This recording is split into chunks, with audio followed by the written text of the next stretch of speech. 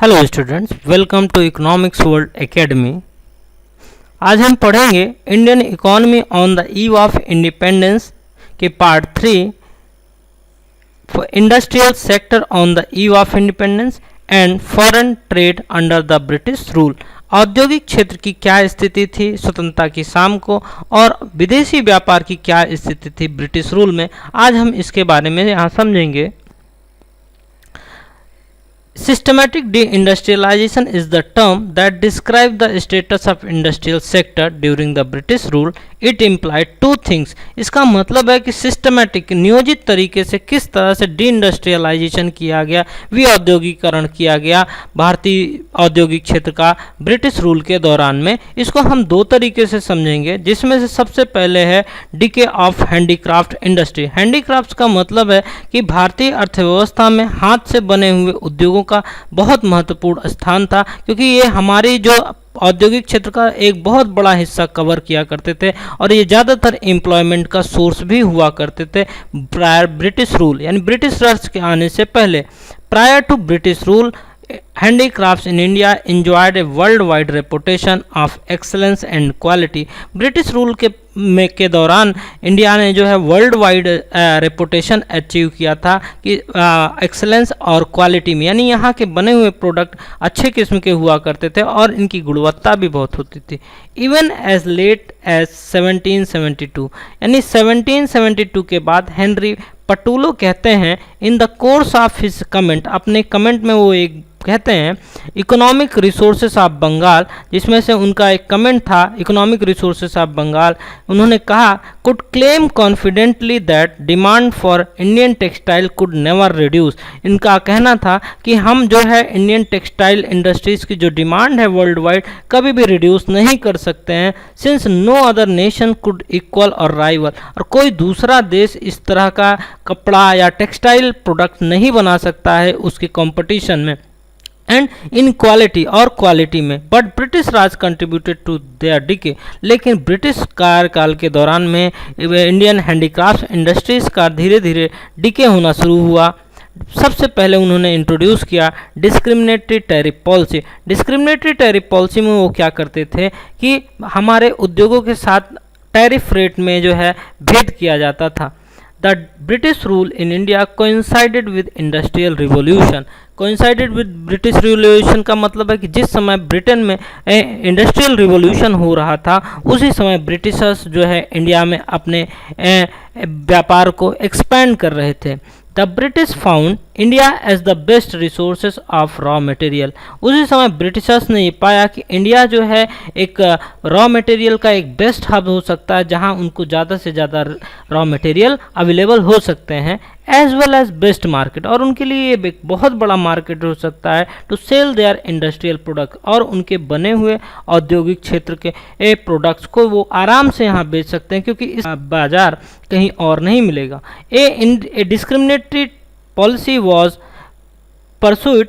It allowed tariff-free export of raw material from India and tariff-free import of British industrial products into India. इसके लिए उन्होंने क्या किया कि जो है टैक्स फ्री कर दिया जो भी भारत से एक्सपोर्ट होता था रॉ मटेरियल, और एक इसी के साथ उन्होंने क्या किया कि जो ब्रिटेन से बने हुए प्रोडक्ट होते थे उसको इंपोर्ट किया जाता था इंडिया में बिना किसी टैक्स के। दो Indian textile had still maintain A competitive price advantage compared to British textiles, so that Indian textiles were banned from import in England by Calico Act 1720। अब इंडियन टेक्सटाइल इंडस्ट्रीज अभी भी जो है वर्ल्ड वाइड मार्केट में जो है British products को competition दे रहा था, यानी डिस्क्रिमिनेटरी टैरिफ पॉलिसी के बावजूद भी हमारे जो प्रोडक्ट्स की डिमांड थी वो वर्ल्ड में घट नहीं रही थी। तो इसके लिए उन्होंने क्या किया कि ब्रिटेन में एक एक्ट लाया, एक कानून लाया जिसको हम कैलिको एक्ट के नाम से जानते थे 1720 में। इसमें क्या किया गया कि जो इंडियन टेक्सटाइल इंडस्ट्रीज को उनको कम्प्लीटली बैन कर दिया गया, यानी इंडियन ट्रेडर्स अब एक्सपोर्ट नहीं कर सकते थे ब्रिटेन में अपने टेक्सटाइल गुड्स को। At the same time heavy duty was placed on the export of Indian product. अगर कोई भी इंडियन ट्रेडर एक्सपोर्ट करना भी चाहता था तो उसके ऊपर हैवी ड्यूटी लगा दी गई, जो कि 67.5% था on Indian calicos and duty of 37.5% on Indian muslin. यानी जो भारतीय औद्योगिक क्षेत्र के बने हुए इन टेक्सटाइल और मसलिन होते थे उन पर लगभग 67% एंड कैलिकोस पर 37% जो है टैक्स लगा दिया गया। इंडियन शुगर हैड टू पे entry into Britain a duty, और जो इंडियन शुगर था यानी भारतीय चीनी थी उसको भी टैक्स पे करना पड़ता ब्रिटेन में एंट्री के समय, एंड वॉज ओवर 3 टाइम्स, और लगभग ये 3 गुना होता था अपनी कीमत का। In some cases in England went up a high 400%, और कभी कभी तो ये भी हो जाता था कि जो इंडियन गुड्स होते थे उनको लगभग 400 टाइम्स यानी अपने कॉस्ट का जो है 400 टाइम्स जो है टैक्स के रूप में देना पड़ता था, which reduce the competitiveness in the international market, जिसकी वजह से जब हैवी टैक्स लग जाता था तो प्रोडक्ट कंपटीशन में बहुत महंगे हो जाते थे, यानी इंग्लैंड में फिर उनकी वैल्यू बहुत ज़्यादा हो पाती थी और वो मार्केट एक्सेस नहीं कर पाते थे। As a consequence while British products started gaining the Indian markets, the Indian handicraft product started losing their domestic as well as foreign market. जैसे ही ब्रिटिश प्रोडक्ट्स ने भारतीय व्यापार में कदम रखा तो इंडियन हैंडीक्राफ्ट प्रोडक्ट की जो डिमांड धीरे धीरे घटने लगी। क्यों घटने लगी? इसके लिए जो है भारतीय हैंडीक्राफ्ट के लिए जो है रॉ मटेरियल अवेलेबल नहीं था, या रॉ मटेरियल अवेलेबल था तो वो भी कॉस्टली था। दूसरी ओर उनके जो प्रोडक्ट्स बनते थे इंडियन हैंडीक्राफ्ट्स के वो भी महंगे हो जाया करते थे कंपेयर देन ब्रिटिश प्रोडक्ट, तो इसकी वजह से उनके व्यापार में लगातार गिरावट आती गई। Decay of handicrafts was the end result, और धीरे धीरे हैंडीक्राफ्ट इंडस्ट्रीज में गिरावट आती गई। फिर दूसरा यहाँ पे रीज़न ये था डिसअपियरेंस ऑफ प्रिंसली कोर्ट्स। धीरे धीरे जो प्रिंसली कोर्ट्स थे यानी जो राजा होते थे उनके दरबार में हैंडीक्राफ्ट इंडस्ट्रीज को प्रमोट किया जाता। Disappearance of princely courts. अब यहाँ पे हम देखेंगे कि जो राजा हुआ करते थे वो हैंडीक्राफ्ट इंडस्ट्रीज को प्रमोट किया करते थे, लेकिन ब्रिटिशर्स के आने के साथ ही उन प्रिंसली कोर्ट्स भी धीरे धीरे समाप्त होते जा रहे थे, क्योंकि जो ब्रिटिश रूल था उनका ज़्यादातर शासन जो है ब्रिटिश गवर्नमेंट के अंडर में आ रहा था। Prior to British rule nawabs, rajas, princes and emperors used to patronise the handicrafts, because of which the Indian handicraft industry had acquired international reputation. क्योंकि ये संरक्षण दिया करते थे इसलिए जो है इंडियन हैंडीक्राफ्ट्स जो है वर्ल्ड वाइड रेपुटेशन को अचीव करने में सफल हुआ था। Owing to the end of princely courts, जैसे जैसे प्रिंसली कोर्ट्स का एंड होता गया यानी जो ये राजशाही शासन व्यवस्था धीरे धीरे समाप्त होने लगी, जिसकी वजह से जो है इंडियन हैंडीक्राफ्ट्स को संरक्षण देने वाला कोई नहीं था। They were not protected any by princely courts, तो gradually consequently and handicrafts start decaying. धीरे धीरे क्या हुआ, हैंडीक्राफ्ट्स इंडस्ट्रीज में गिरावट आती गई। Competition from machine made product. अब क्या था, तीसरी बात यहाँ पे देखेंगे कि जो मशीन मेड प्रोडक्ट्स हुआ करते थे वो क्वालिटी में थोड़ा सा अच्छा हुआ करते थे, और दूसरी बात है कि उनसे लार्ज स्केल पर प्रोडक्शन होता था, और लार्ज स्केल में प्रोडक्शन होने के कारण उनकी जो प्रोडक्शन कास्ट होती थी वो भी कम होती थी। Machine made products from Britain were low cost products and give stiff competition to the handicraft products in India. Machine made products लगातार कंपटीशन दे रहे थे हैंडीक्राफ्ट इंडस्ट्रीज को। Also machine made products out excelled, और उन्होंने बहुत अच्छा किया, मशीन मेड प्रोडक्ट्स ने बहुत अच्छी तरीके से मार्केट को कैप्चर किया। Indian handicraft product in precision and quality. Competition force the Indian craftsman to shut down their enterprises, और कंपटीशन इतना बढ़ गया कि जो इंडियन हैंडीक्राफ्ट पर्सन थे उनको अपनी इंडस्ट्रीज को बंद करना पड़ा। क्यों? क्योंकि उनके बनाए हुए कपड़े कॉस्टली हुआ करते थे, जबकि मशीन के बनाए हुए कपड़े सस्ते हुआ करते थे। New pattern of demand. अब एक और प्रॉब्लम इंडिया में अराइज हो रही थी, न्यू पैटर्न ऑफ। जैसे जैसे हम ब्रिटिशर्स की ओर अट्रैक्ट हो रहे थे, हम वेस्टर्न कल्चर को अडॉप्ट करते जा रहे थे। वेस्टर्न कल्चर के अडॉप्ट करने से हमारी जो डिमांड की पैटर्न थी वो भी बदल रही थी। Owing to the impact of British culture, a new class emerged in India.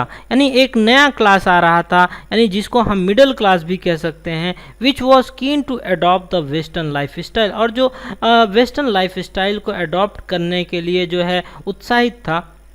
This change the pattern of demand against the Indian products in favour of British product, और इसकी वजह से जो ब्रिटिश प्रोडक्ट्स की डिमांड थी वो लगातार बढ़ती जा रही थी. इन the process of Indian industries started lodging domestic market, और इस तरह से जो है इंडियन डोमेस्टिक इंडस्ट्री जो है लगातार अपना मार्केट खो रही थी. एंड अल्टीमेटली पेरिस्ड, और धीरे धीरे वो समाप्त हो गई. अब हम यहाँ देखेंगे bleak and notional growth of modern industry. इसका मतलब है कि जो ग्रोथ थी मॉडर्न इंडस्ट्रीज की, जैसे कि इंडस्ट्रियलाइजेशन का दौर जो है ब्रिटेन में शुरू हुआ था, लेकिन इंडिया में इस तरह के मशीनीकरण और इंडस्ट्रियलाइजेशन का प्रोसेस नहीं हो रहा था, जिसको हम इसको शून्य ग्रोथ भी कह सकते हैं. यानी किसी भी तरह का ग्रोथ नहीं होना, यानी किसी भी तरीके न्यू इंडस्ट्रीज के सेटअप इंडिया में नहीं हो रही थी.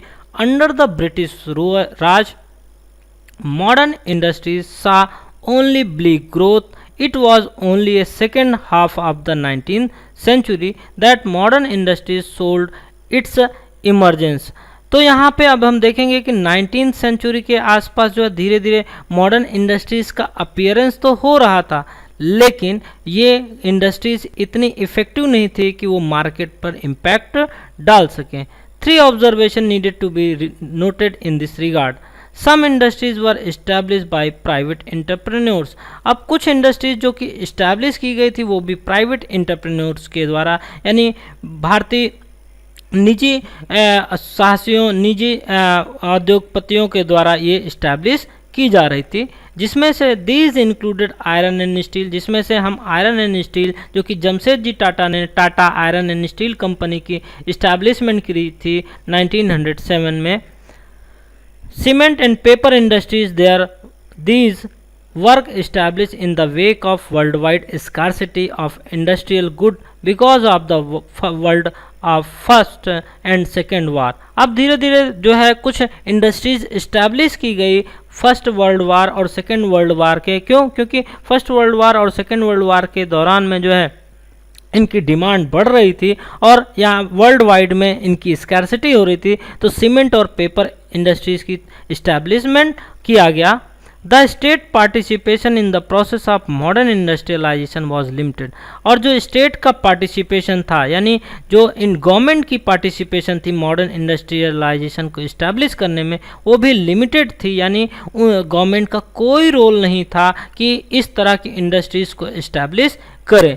It was confined to the strategic areas, और वो सिर्फ कुछ स्ट्रेटेजिक एरियाज तक लिमिटेड थे, जैसे कि railways and means of communication, which help the expansion of Indian market for the British product. तो गवर्नमेंट ने जो है रेलवे और कम्युनिकेशन का तो एक्सपेंशन किया, लेकिन उनका मोटो यहाँ पर इंडस्ट्रियलाइजेशन का ना हो करके उनका ये था, मोटो ये था कि वो इंडियन मार्केट को ज़्यादा से ज़्यादा एक्सेस कर सकें ब्रिटिश प्रोडक्ट्स के लिए, और ज़्यादा से ज़्यादा रॉ मटेरियल का एक्सट्रैक्शन किया जा सके far flung areas of India, यानी इंडिया के दूर दराज गांव के इलाकों से जो है रॉ मटेरियल को जो है पोर्ट तक लाया जा सके और बने हुए सामान को इंडिया के इनर पार्ट तक पहुंचाया जा सके. यानी गवर्नमेंट किसी भी तरह से इंड्यूस्ड नहीं थी, प्रेरित नहीं थी कि वो एक इंडस्ट्रीज की इस्टेब्लिशमेंट करे जो कि इंडिया के ग्रोथ में कंट्रीब्यूट करे.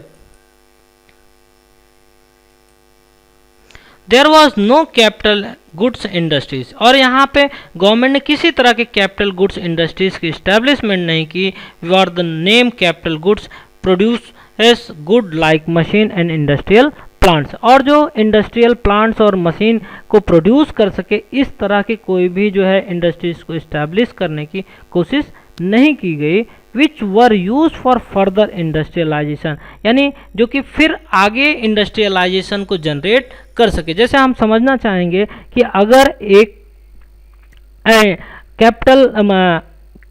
कैपिटल गुड्स इंडस्ट्रीज इस्टेब्लिश करते हैं तो वो क्या करेगी कि मशीन मेड प्रोडक्ट्स को बनाएगी, और मशीन मेड प्रोडक्ट्स क्या करेंगे कि जो है और जो है इंडस्ट्रियलाइजेशन को डेवलप करने में हेल्प करेंगे. लेकिन हमारे यहाँ किस हैवी इंडस्ट्रीज़ की इस्टेब्लिशमेंट करने की कोशिश ही नहीं हुए, जिसकी वजह से in the options of these industries industrialisation in India remain lopsided. चूँकि मशीनों के अवेलेबल ना होने की वजह से जो इंडस्ट्रियलाइजेशन का दौर था इंडिया में मात्र शून्य रहा।